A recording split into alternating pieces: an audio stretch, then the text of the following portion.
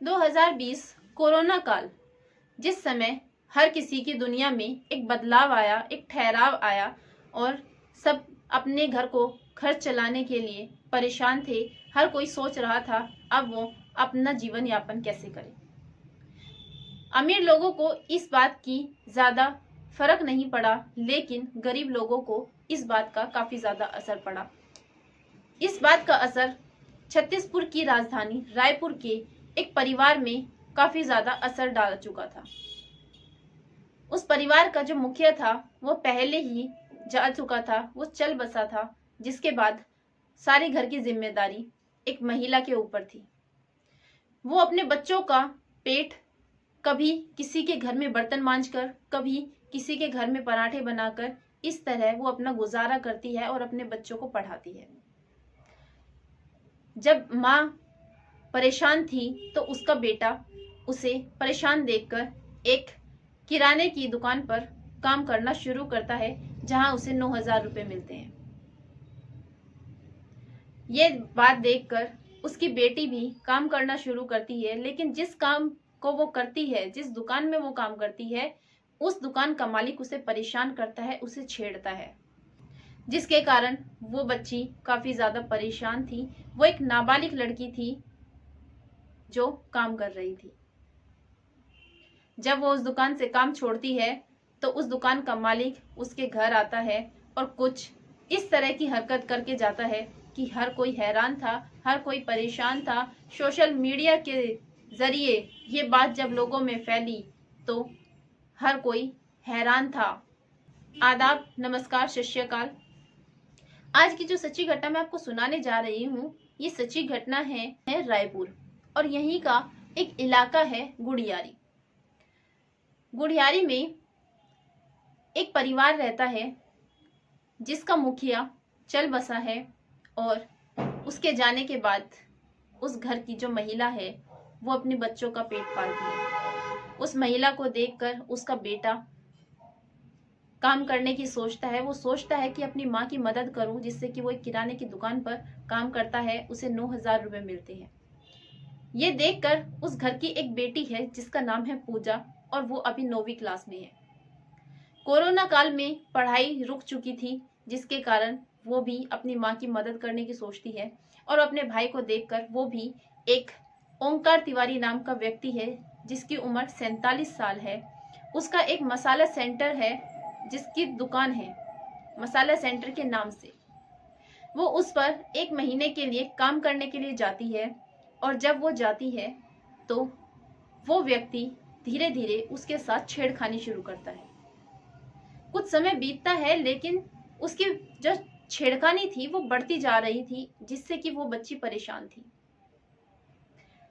वो बच्ची अपनी माँ को आके बताती है, और माँ उसके बेटे को बताती है, और बताने के बाद उसका भाई, जो लड़की का भाई है, पूजा का भाई, वो उस काम को छुड़वा देता है।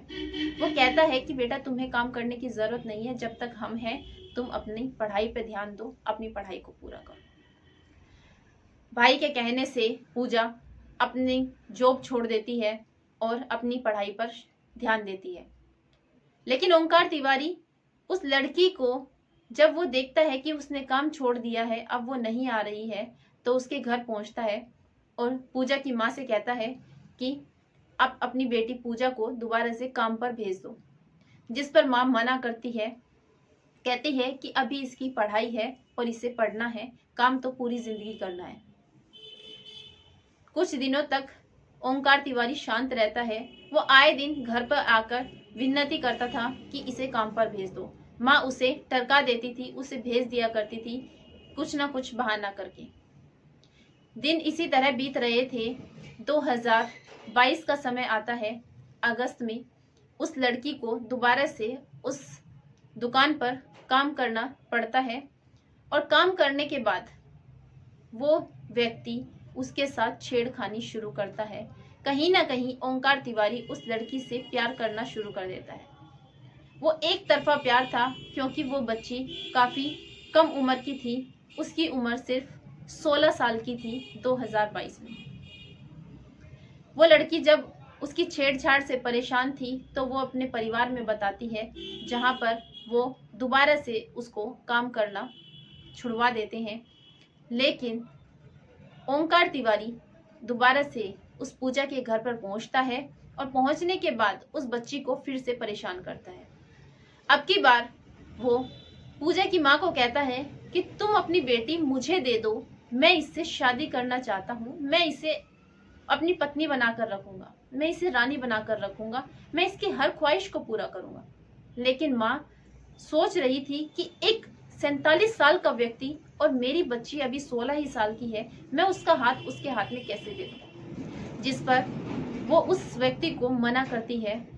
2022 का जो समय था अगस्त का, तब से लेकर फरवरी का महीना आता है, इसी तरह दिन गुजरते हैं।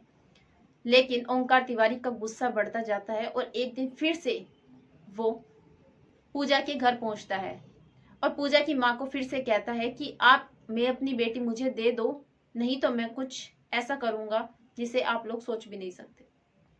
माँ फिर से मना करती है, जिस पर ओंकार तिवारी उस लड़की के पास मट्टी का तेल लेकर आता है और एक हाथ में गंडासा लिए हुए था। उस दिन उस व्यक्ति ने, ओंकार ने काफी ज्यादा शराब पी हुई थी और शराब के नशे में वो लड़की को मारता है, पीटता है। माँ उस व्यक्ति को रोकती है, वो कहती है कि ओंकार मेरी बेटी को मत मारो। लेकिन ओंकार अपनी शराब के नशे में इतना धुत था कि उसे कुछ नहीं पता था कि वो क्या कर रहा है। उसे सिर्फ भूत चढ़ा था तो पूजा से शादी करने का, जिस पर वो लड़की को काफी ज्यादा मारता है और हाथ में गंडासा लिए उसके पीछे दौड़ता है। पूरे घर में उस लड़की की माँ उसे बचाने की कोशिश करती है। लड़की अपनी जान बचाकर घर से बाहर निकलती है, लेकिन उसकी मारपीट की हद काफी ज्यादा बढ़ चुकी थी, जिससे कि वो बाहर जाकर गिर जाती है। गिरने के बाद वो पूजा के बाल पकड़ता है और ओंकार उसे खींचता हुआ पूरी गली में लेकर जाता है। माँ बचाने की कोशिश करती है, लेकिन ओंकार पूजा को छोड़ ही नहीं रहा था। वो उसके बाल पकड़कर घसीटता हुआ उसे लेकर जाता है, उस पर गंडासे से वार भी करता है, जिससे कि वो खून से लथपथ हो रही थी। मोहल्ले का हर व्यक्ति उसे देख रहा था, लेकिन किसी ने उसे बचाने की कोशिश नहीं करी। ओंकार तिवारी हाईवे पर पूजा को लेकर जाता है और 1 से 1.5 घंटे तक ये सिलसिला इसी तरह चल रहा था। आने जाने वाले व्यक्ति हर कोई देख रहा था, लेकिन कोई भी मदद के लिए पास नहीं आ रहा था। जिस पर एक व्यक्ति ओंकार तिवारी जो हरकत कर रहा था उसकी एक वीडियो बनाता है और लोकल व्हाट्सएप के जरिए उसे शेयर करता है, जिसके बाद ये खबर हर जगह हर इंसान के पास पहुंचती है। और कुछ लोग, ये जो काम हो रहा था ये गुड़ियारी इलाके में हो रहा था, कुछ लोग गुड़ियारी इलाके में पहुंचते हैं और पुलिस को इस बात की सूचना देते हैं। जब पुलिस इस बात को सुनती है तो पुलिस भी अपने एकदम से पुलिस टीम को लेती है और तुरंत रवाना होती है उस व्यक्ति के पास। इधर पूजा की माँ भी अपने बेटे को सारी बात बताती है और बेटा भी थाना पहुंचता है। जब बेटा थाने पहुंचकर अपनी बहन के बारे में बताता है कि मेरी बहन की जान बचा लो साहब, मेरी बहन को ओंकार तिवारी मार देगा, तब पुलिस उस ओंकार तिवारी को 1 घंटे के अंदर ही गिरफ्तार कर लेती है। लेकिन तब तक पूजा की हालत काफी ज्यादा नाजुक हो चुकी थी, उसके शरीर से काफी खून बह चुका था और गंडासे से काफी ज्यादा उसके ऊपर वार किए जा चुके थे। पुलिस ने ओंकार तिवारी को गिरफ्तार किया और गिरफ्तार करने के बाद जिस तरह ओंकार तिवारी ने उस लड़की को, पूजा को हर जगह घुमाया, इसी तरह पुलिस ने भी उसका जुलूस निकाला। नंगे पैर ओंकार तिवारी को पूरी सड़क से थाने ले जाया गया और थाने ले जाकर उसे जेल में डाल दिया गया। दोस्तों, इस पूरे घटनाक्रम को सुनाने का उद्देश्य आपको परेशान करना नहीं है, आपको दुखी करना नहीं है, बल्कि आपको जागरूक करना है, आपको सचेत करना है। आप जहां भी रहें खुश रहें, सुरक्षित रहें। जय हिंद, जय भारत।